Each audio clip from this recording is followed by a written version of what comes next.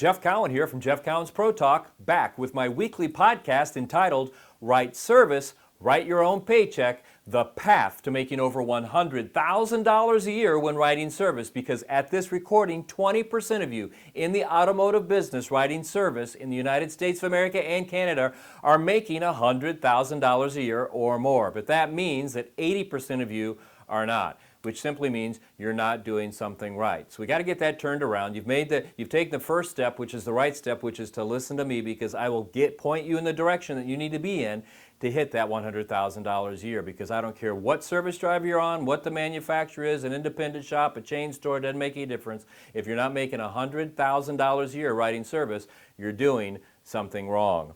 Well, last week I really hit a note, man. I tell you, my phone, my texting, my email blew up. You love the show. If you've not seen it, you may want to go back and watch it, because I got a lot of positive comments from it. And so since I did, I thought I would stick with that same format. Now, what that format was, I just took a couple of questions and I gave you some answers. And so let's just jump right into it with question number one. A gentleman by the name of Jack from Detroit, Michigan, but by the way, nice city there, and especially this time of year, I would think the leaves are changing. It's probably beautiful. But Jack writes in from Detroit, Michigan and says, hey, look, I'm new. I've only been writing service for about 5 months. I was told when I started that I really needed to focus on selling, because selling was the job. But at least once or twice a week, every week that I've been here, the managers come out at some point in time during the week and it's stated that the shop is at capacity to stop selling. Is that normal? All right, well, Jack, I think that's a great question. Let me just say this. Unfortunately, it is normal. It's normal because we have people sometimes making calls that are just bad and dumb calls. Because I know what you're really asking here. Should this be happening? And the answer is, no, it shouldn't. I mean, why would you stop selling? Why would you stop informing your customers what they need? Now, like I've said a billion times, I don't want you to push people. I don't want you to twist their arms, and I would never want you to sell them things they don't need. But when somebody brings their vehicle to you and entrusts you to make sure that everything that vehicle needs is done, and you don't tell them when it needs things like preventative maintenance, or you don't tell them that they need a repair, you're doing a major disservice to your customer, and I don't think that's fair, let alone right or wrong. Now, so the question becomes is no longer does that happen or not happen, because it does. Let's take a look at some of the reasons it does. One of the reasons it does, and I think it's the biggest reason it does, is because people writing service, like managers and a lot of bad service advisors, don't like heat. They don't like calling their customer at 1 or 2 in the afternoon and say, I just heard back from my technician and he said we can get this done, but we need to do this, this, and this because he found it, but I won't be able to get your car back until tomorrow afternoon or the day after. Because they know when they do that, if they've not set the customer up right, the customer is going to get frustrated, feel like they're being oversold and taken advantage of. All right? So instead of fading some heat, they just don't tell the customer, or the second thing they do, if they know their capacity, is they write down everything, do what the customer came in for, and all the extra things when the customer returns to pick up the vehicle. At the end of the day, they then say something like this. Hey, by the way, you're all checked out and ready to go here, but we did notice 2 or 3 other things that you really need to have done with your vehicle, and I'd like to schedule them in maybe later this week or here in the next week or 2 to get those things taken care of. I mean, that's a dumb plan. Because listen, if going to a service center once a week isn't fun enough, going 2 or 3 times has got to be just a freaking party, right? I mean, it's just dumb. It just doesn't make sense. All right, so what's really going on here? What's really going on here are people are afraid of their customers getting frustrated. Now, why do customers get frustrated? Because you're surprising them. So what this is telling me is, and what we find every single time this happens, is that we have advisors and shops that don't have professional processes and they aren't using the right word tracks. I mean, this thing starts when the customer calls in. When that customer calls in to see if they can bring their vehicle in, that's when you start setting the expectation of how long you're going to need their vehicle. When they get there the next morning, one of the first things you should start working on is setting the expectation of what it looks like to get this car taken care of. I mean, time should never be an issue. And so, again, if you're managing your people right, and we have 2 or 3, not 2 or 3, we have 10 or 12 word tracks that if you say them to a customer during the initial write-up and or on the phone the night before, the time factor never enters the fray. Because and here's what I mean. Let me give you an example of one. One of the most popular ones that we instruct here at Pro Talk is called realistic expectations. Now I'm going to share with you this word track, and I want you to listen to it very, very closely, and I want you to tell me when I'm done what the promise time is to the customer. So let me set you up for this. The customer's called in the night before. I got them set up the right way, started setting their expectations on that phone call. They came in the very next morning. I introduced myself. The first word out of my mouth as I started setting more expectations. I got their information, found out what they wanted, what they needed for their car. I then walked around the vehicle. We talked about everything that we discovered needed to be done, okay, needed to be done. And then the customer agreed to do it, and they give me their autograph, all right? So that's where we are. But the last thing I'm going to say to them before they leave is I'm going to give them the realistic expectations word track, and here's what it is. One more thing before you go, Mr. Customer. I'd like to explain to you the timetable we're looking at when diagnosing repairs and concerns like you described to me here today.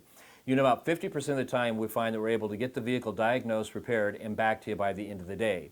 Every once in a while we get in there, we find that maybe a part's not in stock or it's on back order, and it may require that we keep the vehicle overnight until the part comes in the next day, and when it does, we finish the repair and you get your car back in the next day.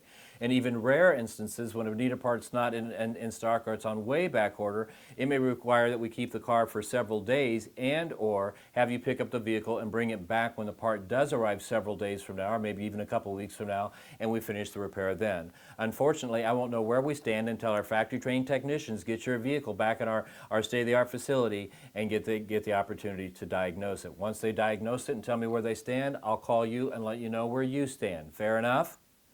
Now I'm going to ask you a question. What's the promise time there? What's the promise time? Let me tell you, in case you're having a hard time coming up with it. It's somewhere between now and in the future. See, that's a promise time anybody can meet. I didn't ask them when they needed their car. That's irrelevant. I didn't ask them when they'd like to have the car back. That's irrelevant. They brought it in. This is what we're going to do, and here's the possibilities. Here's what could happen in situations like this. Let me break it down and show you what I did here. Let me show you how I stair-stepped them into keeping this car for several days if I need it, okay? First and foremost, Mr. Customer, about 50% of the time we were able to get your car diagnosed, repaired, and back to you by the end of the day. So right there, how much time do I have? Not 1 or 2 o'clock, not 3 o'clock, until the end of the day. So right out of the gate, I've got all day to work on this car no matter what I'm doing. And then the next thing I said, however, every once in a while we get into a repair, and we find that the needed part's not in stock or it's on back order, it may require that we keep the vehicle overnight and then put the part on tomorrow when the part arrives and get it taken. So what do I have there? Right there, I've got the car now overnight. And then the final thing that I tell them in regard to time is, but even rare instances, if the part's on back order and it won't be around for a long time, it's not in stock, it may require that we keep the car for several days. So now I've got several days. Or you simply come back and pick up the car and bring it back when the part arrives. Unfortunately, I won't know where we stand until our factory-trained technicians get your vehicle in the shop. So what I've done here is I've got as long as it takes. Now, I'm going to be totally transparent here. Because there will be customers that say, you really think you might have to have my car overnight? You really think you might have to have my car for a few days? And here's what you're going to say. I think it's a distinct possibility, and the reason I'm sharing this with you is so that you can plan on it. You know, if all goes right, we get your vehicle diagnosed, repaired back by the end of the day, then everything's fine. But if one of the other scenarios happens and we can't get it back to you tomorrow, I wanted you to know now at 7, 8, 9 o'clock in the morning so you can plan and prepare and you're not stuck looking for a ride at the end of the day. But by the way, Mr. Customer, it's not how fast we get the vehicle done that's going to matter. I mean, you paid what, $30,000, $40,000 for this car? So it's not how fast we do the job. It's that we do the job, we take the time to do it right, so when you get it back, it's just that. It's been done right, and you no longer have to worry about it. Isn't that really what you want? I mean, so what? You have to keep a car for 2 or 3 days. You have to keep a car for 4 or 5 days. I mean, this is becoming more and more normal. I would never let a customer go without telling them everything they need just because of capacity. Let me just talk about one more thing in regard to this. You know, when you call a customer and tell them you're keeping the car overnight, that you need the car overnight to finish the repair, okay, versus not telling them at all, here's really the option you're giving them.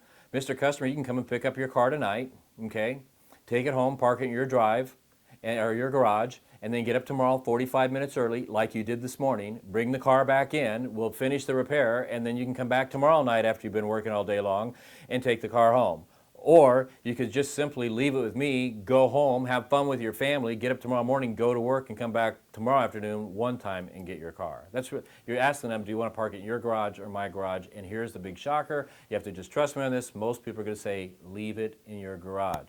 I mean, this job is all about setting up expectations. From the second you get them on the phone, the second they walk in your shop, it's about being in control. Set expectations. You can manage them. You can always exceed them. When a manager comes out and tells you to stop selling because the shop's at capacity, it's because they don't have a process that works. I mean, this should never be a problem. Never, never, never, never, never.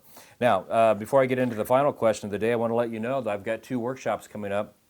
One's going to be in Chicago, one's going to be in Cincinnati. You got to get signed up for these. These are my 2-day workshop. And I will tell you what, one of the things that we hit in this 2-day workshop really, really, really, really hard is how to eliminate heat forever and how to set up expectations like we're talking about here today.